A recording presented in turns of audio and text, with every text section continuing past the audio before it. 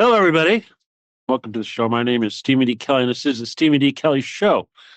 A little bit late as usual, 6:07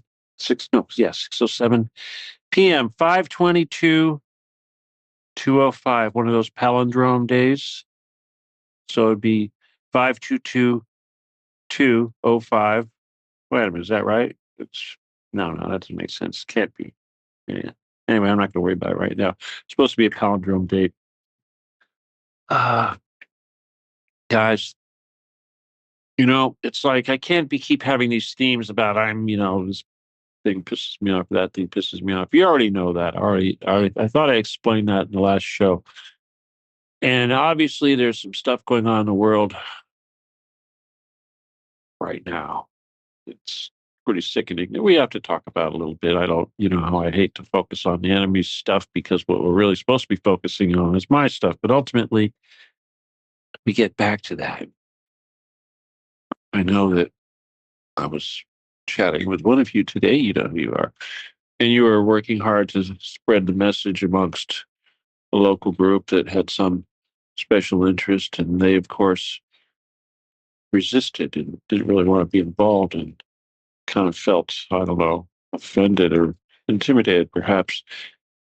And of course, the reason for that is because when you get down to it, that this mission, the Occupy the Getty mission, is the ultimate mission. It's the only mission. It's the only thing that counts. Everything else is a complete and utter waste of time and will do nothing to alter the course of humanity or save the earth. Nothing short of that. Now, the real theme of the show that I've been wanting to convey, and I continue to convey as we go, because this seems to be a really noticeable thing right now, and that is the growth and the impact our mission is having, and the increasing number of people, random people on the street that are familiar with Occupy the Getty or what's under the Getty and this sort of thing. It's really hard to avoid right now with the P. Diddy stuff and everything else. I'm going to go into some details about all that. I wanted to talk about Comey. I wanted to talk about the Ray Dalio business. But to suffice it to say that everything that I need to say or would like to say, I've already said in another show. I've said once before.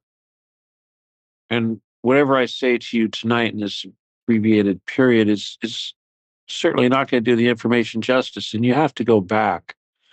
And of course, probably the greatest repository of work that I've put out on video is the Felix Sater series dealing with the Russian mafia and the Chabad mafia and what we will probably should call the Intertel mafia.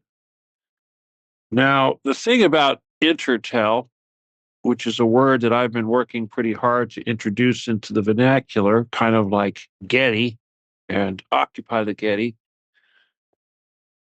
isn't quite taking off quite as well. I mean, people could say Rothschild Khazarian empire, something of this nature, mafia.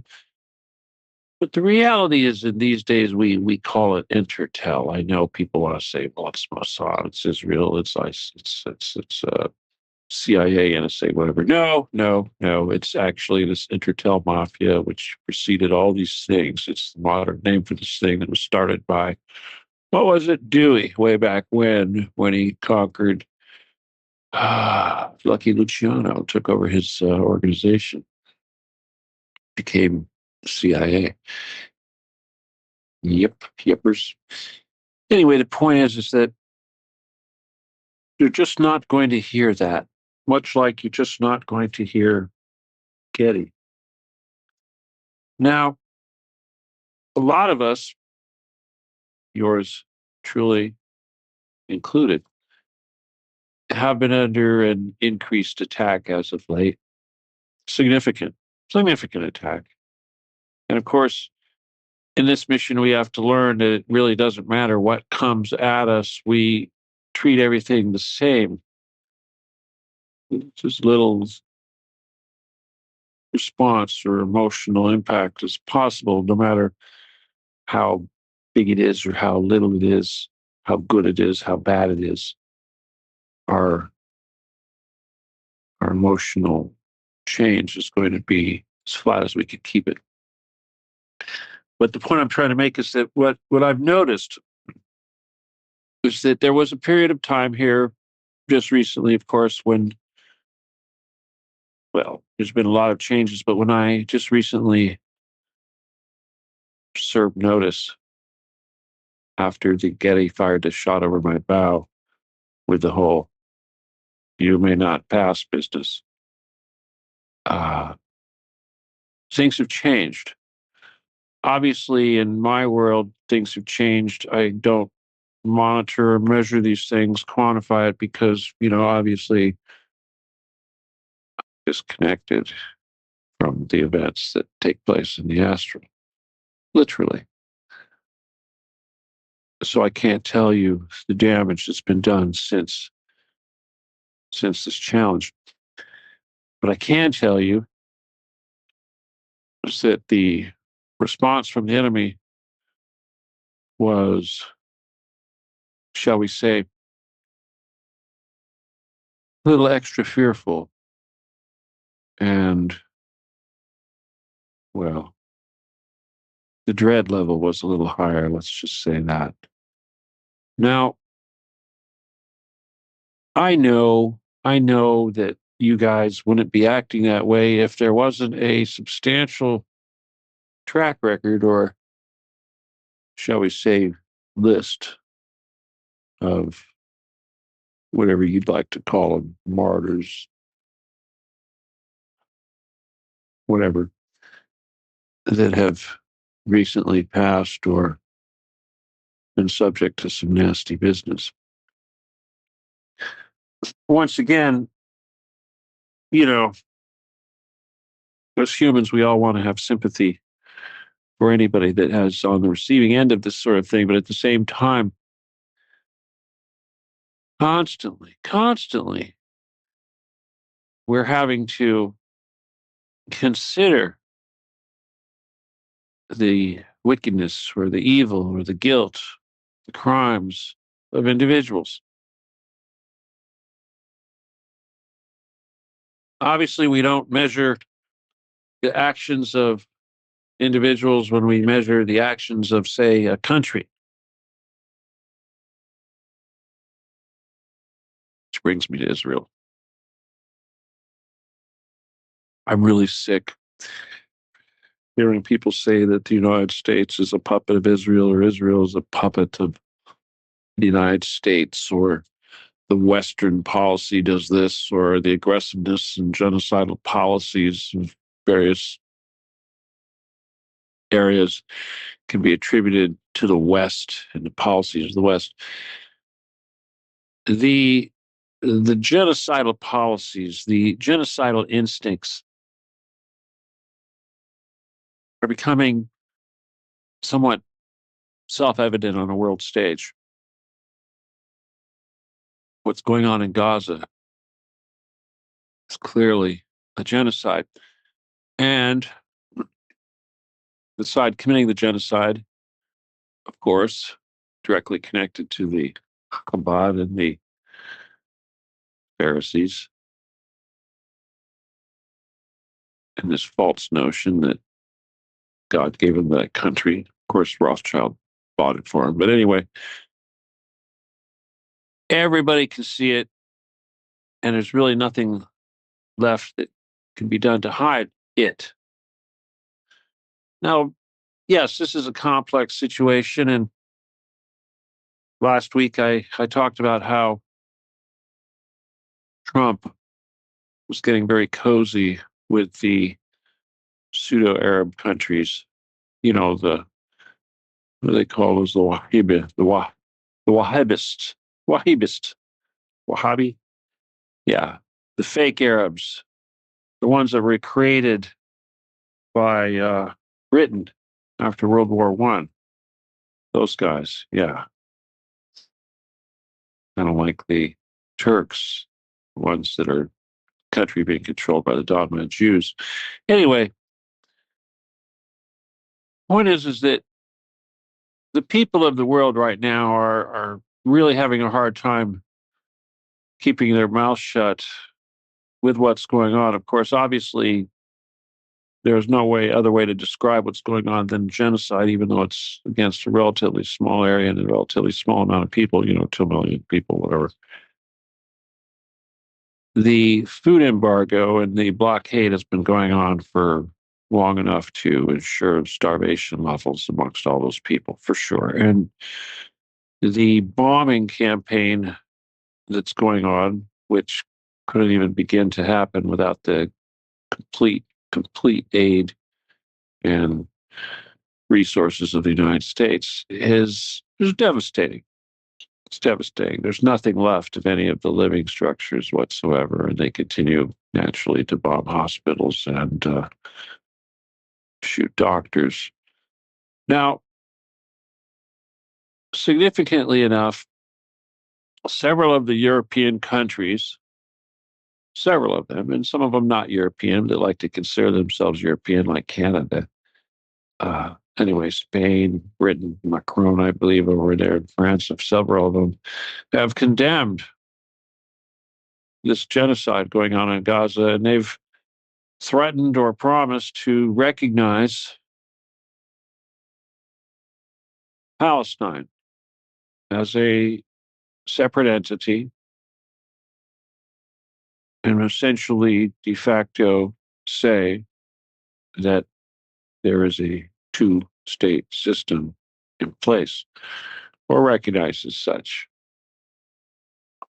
Now, there was a delegation of European diplomats, high-ranking European diplomats, government officials, were taking a fact-finding tour of the West Bank, not Gaza. Can't go into Gaza, but you can still go into the West Bank because, that's not supposed to be occupied. Anyway, they got close to some area that they were trying to view, and they were fired upon by Israeli troops. Mind you, these were government officials. I mean, you would think there'd be some sort of coordination with the authorities that this was taking place. But anyway, they had so-called warning shots fired at them because they supposedly strayed into the wrong area. They got a little too close to something that they weren't supposed to get to. So boom, boom. Which makes you wonder if they would next shot would be, oh, we killed that diplomat because he crossed that line and he wasn't paying attention to our warning shots or something. Kind of like they do all the time with Palestinians. A bullet flies by, they freak out. They go the wrong way. They go, wow, which way? Wow, wow. And the next bullet is, in their head. Happens all the time. Women and children, happens all the time. Anyway, they don't care. What was it? There was an official here. I can't remember who he was. Somebody in the Defense Department over there in Israel, Golani, I think his name was, and he basically said that killing babies was for the IDF a hobby.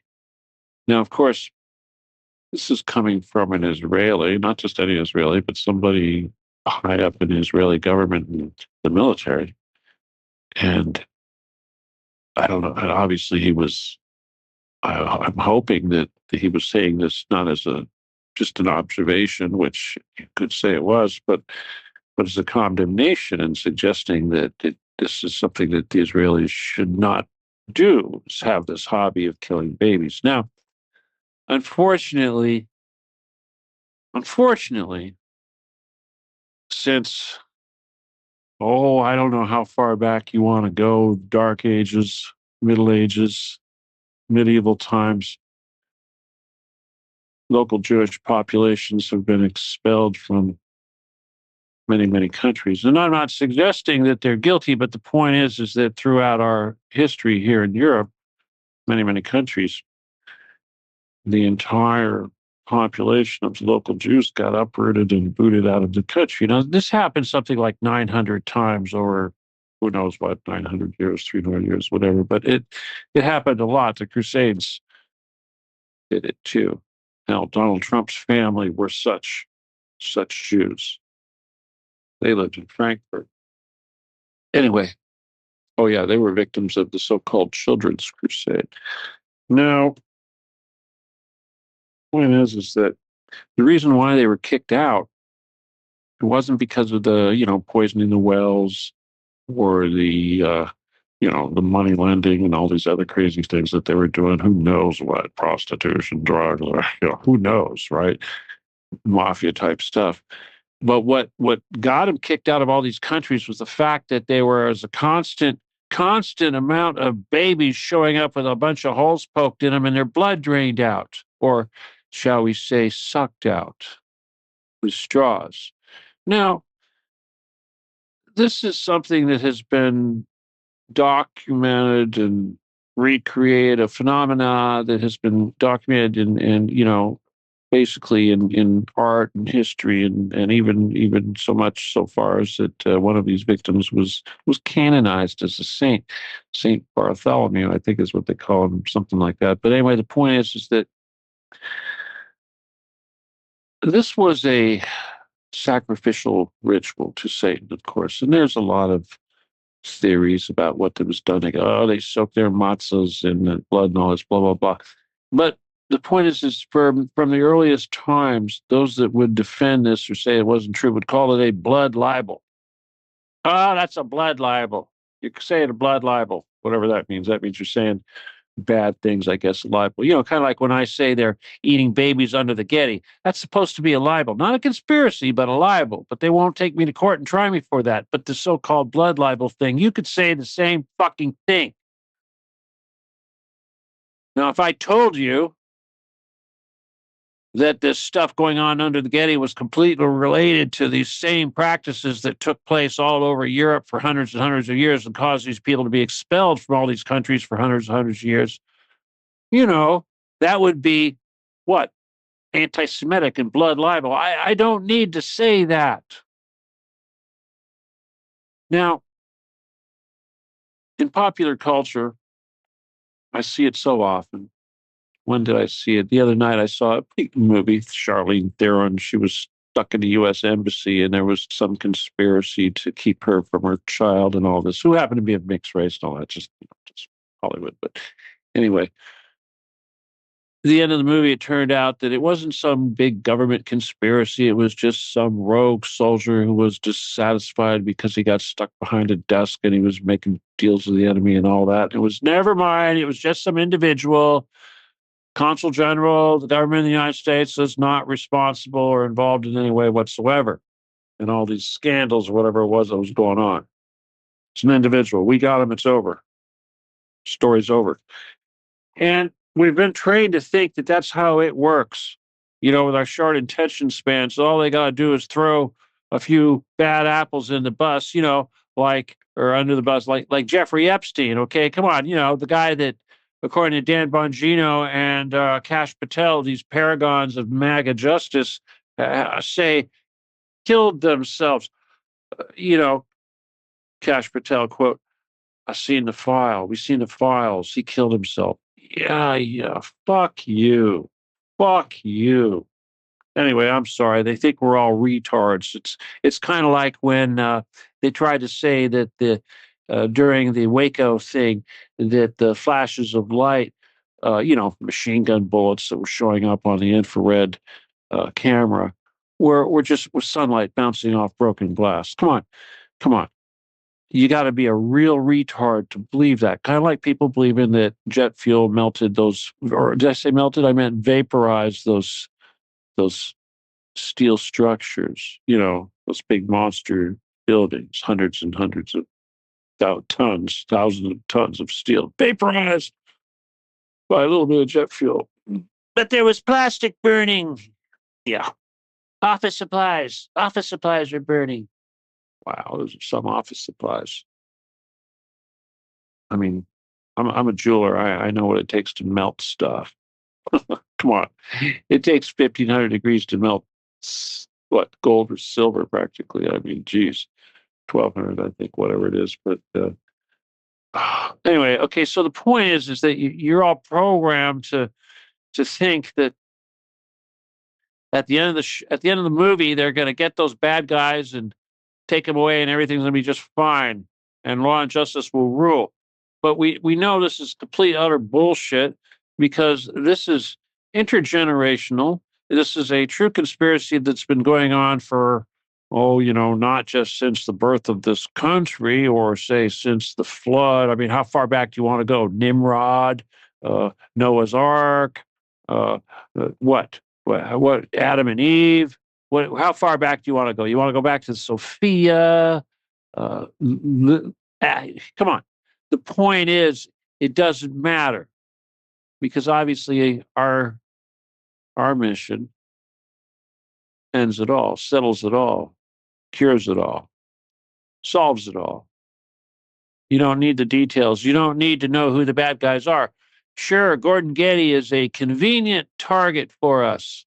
I love the meme of the little girls in school in the band room, and one of them's got a sousaphone or whatever you want to call that thing, a big bass kettle or a big, brass monster brass thing with one student's head in it pressed up against the wall, and of course the student pressed up against the wall, getting the earfuls Getty, and the one with the monstrous musical instrument is occupy the Getty. Point is that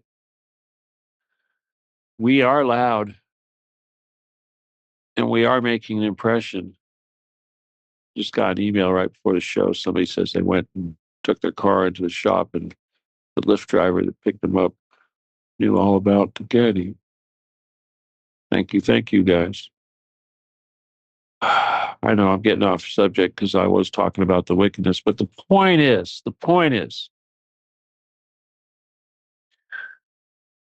we know better than to focus on these damn individuals, and we know better than to think that these individuals or anything of this nature is going to do anything, and that the institution, the brick and mortar, the symbols, the actual locations, the domains, those, that's where the power is. If I had to ultimately say, well, we got to take out the ones in charge. Okay, fine. Who are you going to pick? Now I know that ultimately under the Getty, at least as far as the high-ranking Satanists are concerned, the guys that run the world and all that, above the Bilderbergers and everything else, you get into the grand wizards and warlocks, or as I call them, the elders. Anyway, the point is that I don't really know humanly how to go any higher.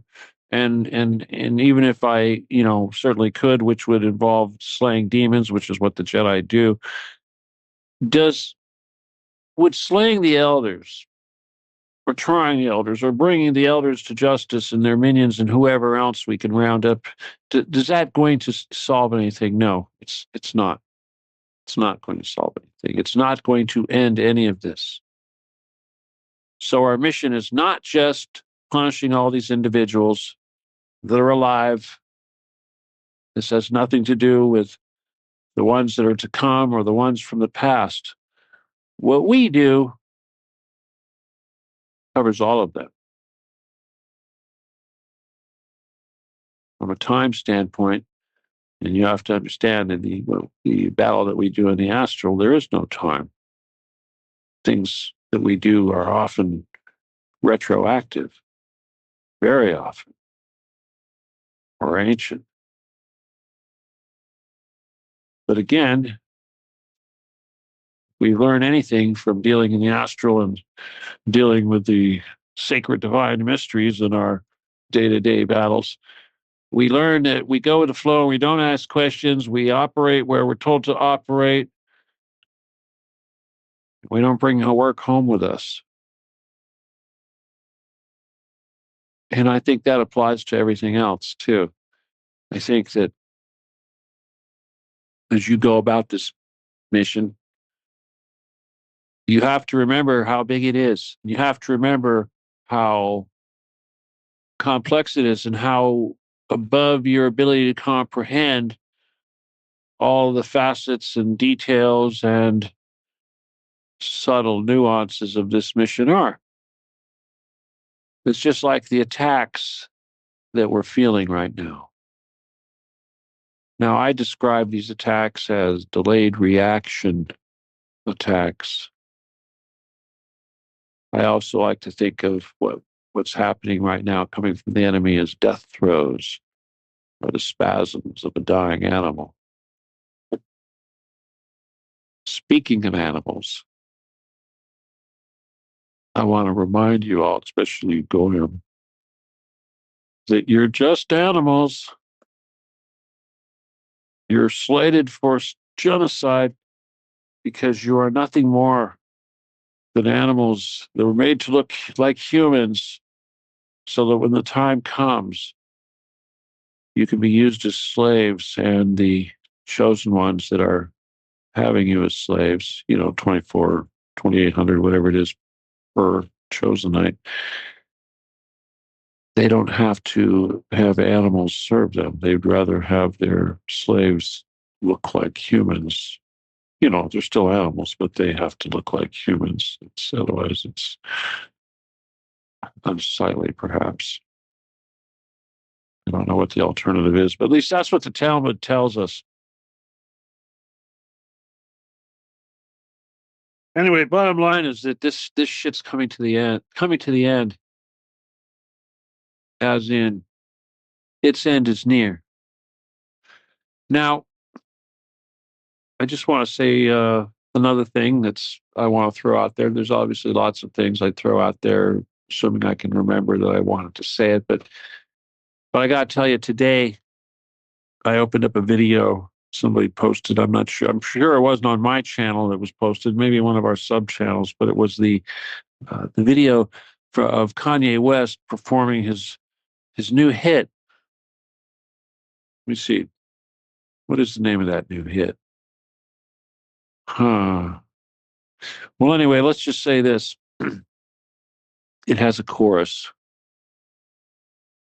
and it has a beat and I have to say, I mean, sometimes that guy Kanye, whatever he wants to call himself, he does surprise you. I mean, say what you will, but there really is something rattling around in that head of his. It may be a little jumbled and chaotic, but there's something there. Now, okay, I listened to the song. And first of all, I couldn't understand anything he said. Even the chorus was pretty hard to understand because it's kind of kind of like that. And the other thing is that when you look at this thing, it's in black and white, and these guys, it's a bunch of black guys, and they're his choir. He calls it his choir, and they've got like animal skins on them, like as a headdress, dead raccoon or a dead whatever, on their head, jackal type of thing. And you look at that, and I think this is like, wow, this is what's the message here? They're trying to convey. It's just like trying to be, and the word that comes to me is savage. Savage. Kind of like I don't know, maybe just so much above animals, and like what's the symbol of that? Whatever. Is he trying to be tribal? Whatever. It's not necessarily African per se, but it has definitely got this, this dead animal savagery, whatever thing going on. That's just the word I use. But I think again, I look at the whole way that the Goyim are categorized as animals.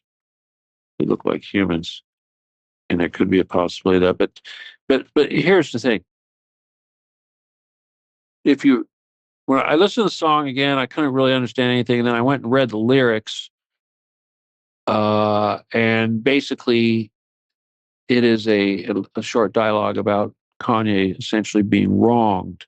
And the main theme is that they took his children away and they don't let him see his children. Now, obviously, I can relate to this, obviously. And I know how such a thing can cause you to go nuclear. Welcome to the club, Kanye. You're actually doing a good job, I have to say. But here's the thing: this chorus, of course, is three words that that I myself can't say. I mean, oh my God, I don't know. There's no way I can. I don't think I can say it on the radio, but I wouldn't say any of these words personally, outside, out loud, for any reason. To be funny or whatever. Okay, but he combined uh, the N word with the Nazi salute, 3 words. And what's crazy is that is this was everyone's saying, well, this is a big test of the First Amendment and all that. Of course, which it is. It's an incredible test of the First Amendment, and it's a righteous test of the First Amendment. But the point is when these 3 words were combined, he changed it. He changed the rules because suddenly it's like he took two extremes, completely unrelated but extremes nonetheless, polarities, if you will, and combined them. Now, I've been seeing a lot of people that are getting off on this song saying, wow, wouldn't that be something if Kanye was able to unite black people and white people? I'm not exactly sure if that's his thing, but obviously this song is intended to be a big FU to what he perceives as his enemy, which he may or may not have accurately identified. I wish he would contact me and use some of that energy of his to help with the Occupy the Getty mission. But anyway, the point is that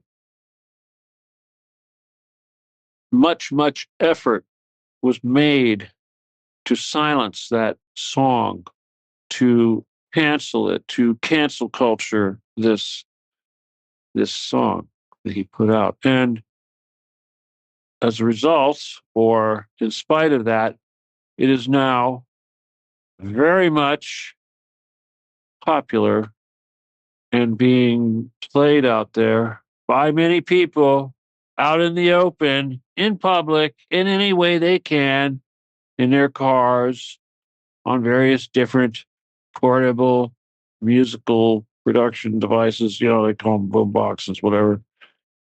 And they're in your face with this stuff. And of course, the authorities are freaking out. And, there's people that are getting arrested for saying this chorus.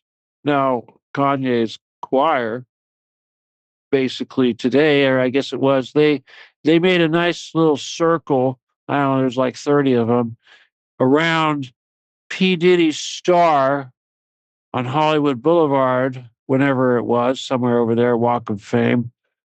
And they started singing the chorus to this song openly in public. Of course, nobody was taking them away. Nobody wanted to mess with these guys, But either way, the point is that this is happening. P. Diddy, why P. Diddy?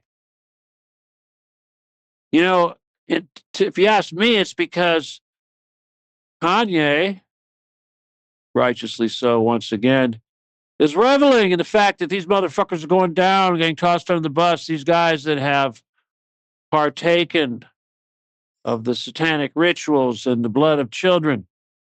What is it? I saw some girl, some golden girl, I don't even know her name, some actress, whatever, is famous for hanging out with that other silly singer girl at the football games. There's a video of her floating around from a Diddy party, killing an autistic child, supposedly. I don't need to say her name, whatever. But the point is that this shit's going down. Now, as I bitched last week, obviously, the trial that's going on right now featuring P. Diddy is not going to say anything about the Getty. It's not going to say anything about children. It's probably not even going to say anything about snuffing victims. It'll probably just focus on, lube and dildos. Okay. And black he-men getting, hornholed by their other black he-men or less he-men. P. Diddy, if you ask me, he's not exactly, but my God. He ain't no Denzel Washington, let me put it that way. But anyway, point is that, well, let's look at who's prosecuting. Comey's daughter. Comey's daughter. The same woman responsible for, the whole Epstein trial business nonsense. No matter what we do right now, they're not going to release those files. We're not going to learn anything about who was on that flight list. What did the FBI find over at Kitty Island that they confiscated? Hell, they're never even going to show us Anthony Weiner's laptop and Hillary Clinton eating the face off of a child, with Huma Abedin. They're not going to show us that. Oh, hell no. You think they're going to show us proof of what's going on under the Getty? No. It doesn't matter how many crimes they commit and who commits those crimes. You spend all day running around crucifying the various different culprits. We don't have time for that shit. We have to end it directly, and that's why we are going to the heart, which is, of course, underneath the Getty, because that's where the throne of the crown is, that bloody crown throne, the one that thinks that it's, well, connected to Lucifer, being reserved for the great King of Zion, the Antichrist, the one that the elders have been waiting for. That guy? No, it's not Donald Trump, even though they are calling him president of the world. Give me a break. It's not Jared Kushner either, whose daddy was just appointed ambassador to France. Never mind that he's an ex-felon, spent time in prison for illegal campaign contributions to Bill Clinton. But never mind any of that. He's now an ambassador to France. What a lovely thing, isn't it? The rules-based order is such a wonderful thing to observe. Unless, of course, you want to actually see what those rules are, or you have any question about who came up with those rules, who gets to interpret them, and who gets to enforce them. Now, there have been quite a few elections here recently, and I don't really want to waste too much time talking about, what have you, Portugal or Poland or this and that. But I will say this, that the Romanian election was definitely interfered with, and Simeon, the one that took over for Georgescu, who was banned from running, even though he pretty much won the election, for alleged interference bullshit. And it's just bullshit. Disqualified after he won for alleged interference. Okay, as we know, the one that took over for him and ran and just lost, he complained to the commission, the European Election Commission, whatever it is, about interference. Now, in this particular case, and this is no different than the first time when they said, oh, there's a TikTok interference, even though TikTok said bullshit and they could find no proof that something of that nature actually happened. But in this situation, they actually had the owner and head of Telegram, Pavel Durov, come forward and say that the head of the French spy agency, CIA, whatever you want to call it, approached him and said, we would like you to censor conservative voices in the Romanian election, of which, of course, he said no. Now, unfortunately,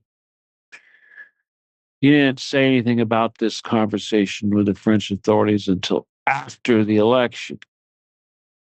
Dick.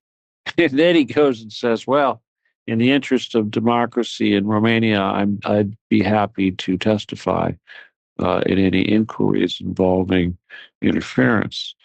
Well, needless to say, the election commission says, bullshit, no interference, our guy won, that's it. Needless to say, obviously, what happened since that guy won, day one,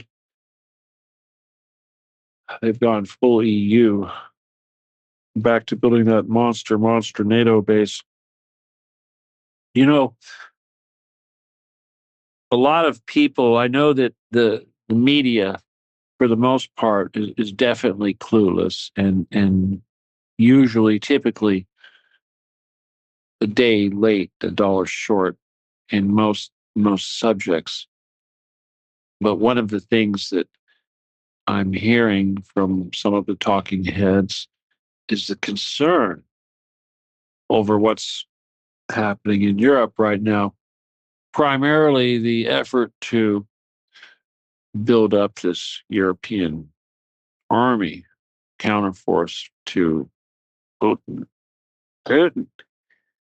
And as Ursula von der Leyen basically came out with, they're going to start with something like 150 billion euro budget that's essentially going to be low interest loans that they're going to take out and spend on military equipment, which will be at least 60% produced in the UK and the rest of it in other places, USA, China, whatever. That's the plan. Some people are really shocked, and some people are really concerned. That not so much that they're doing this, or I think what it is that a lot of people think that they actually can do this, and they think that they actually will collect even more weapons. I don't know if they intend to just ship them directly to Ukraine or if they intend to get directly involved in uh, exchanges with Russia. It's really hard to say.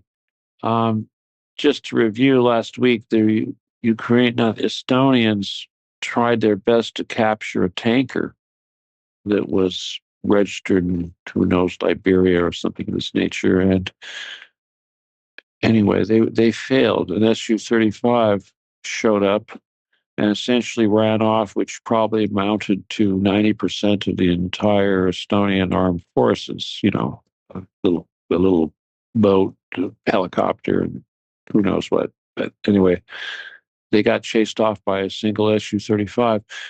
But shortly thereafter, that the Russians played the same game, and they actually took control of a Estonian tanker that was in Russian waters, which they still have control of. So this is a really dangerous game these people are playing, and it's a losing game. It's a suicidal game, and it's definitely a genocidal game.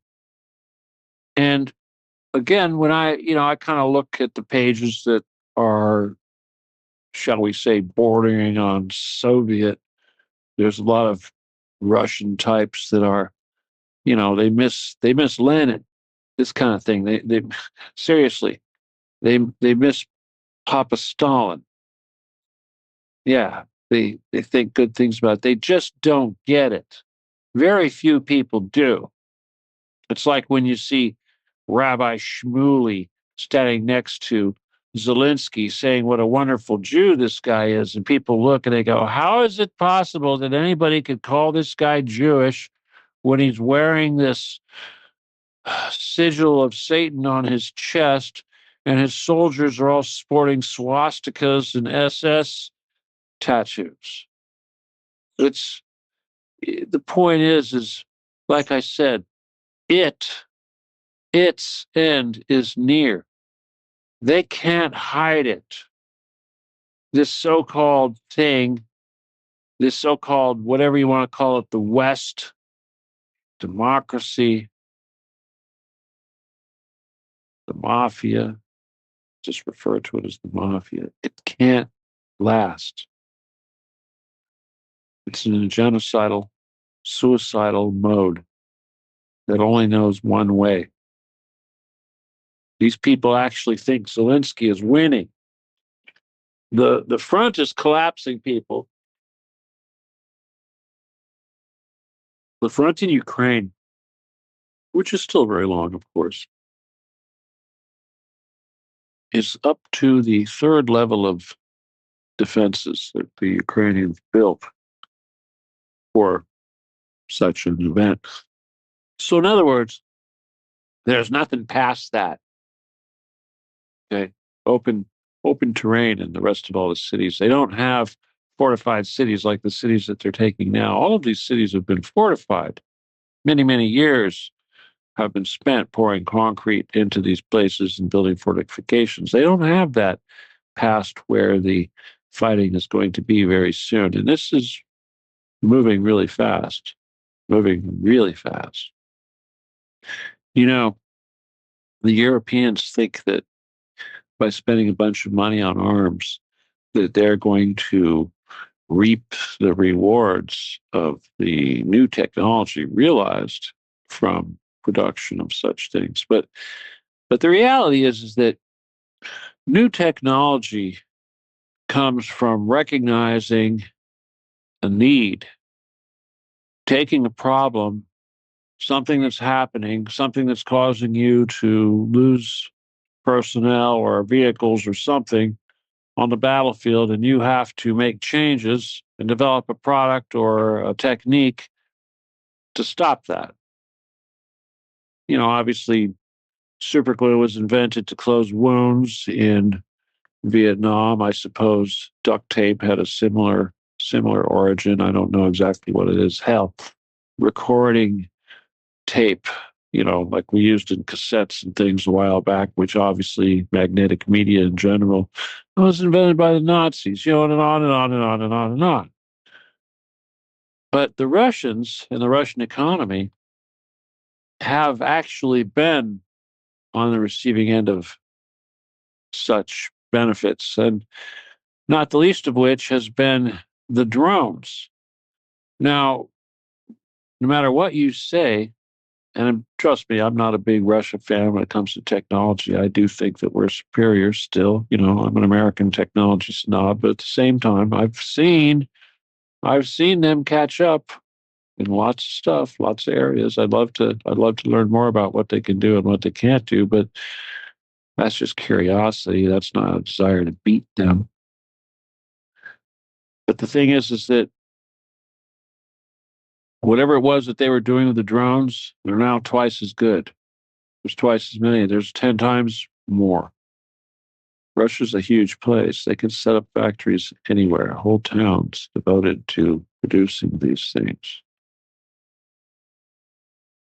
Well, they're getting wealthy over there. They are getting wealthy. You walk around St. Petersburg or Moscow, you're not going to see a bunch of stores with for lease signs, for sale by owner, whatever, that kind of thing. I mean, where I live, of course, I see that all the time. I'm used to it. Big tilt up structures that are, empty, been empty for a long time. That's worked into our system. But the point is they don't have that. There's no distress. And of course, in Europe, there's distress. Hell, they've got your gangs and your stabbings and your graffiti and everything else nonsense going on. Sorry, you guys in Europe. Listen, I know, there's so many of you, especially, that are close to me and that I'm concerned with, and the genocidal crap that you're being subjected to, and we know who is responsible for it. It's going to hurt. It's going to hurt everybody. And countries like the UK or Benelux countries, if you will, anywhere, you guys know who I'm talking to, but it's not going to be healthy. No, the Russians aren't going to sit there and allow the Germans to build the strongest army in Europe. That's come on.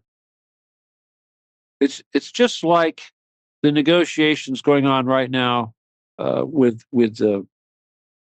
Russia involving Ukraine. I don't want to say between Ukraine and Russia because that's not really happening, and between the United States and Russia. Yeah, Russia said that they would come out and they would create a memorandum which basically lays out what they want for the cessation of hostilities.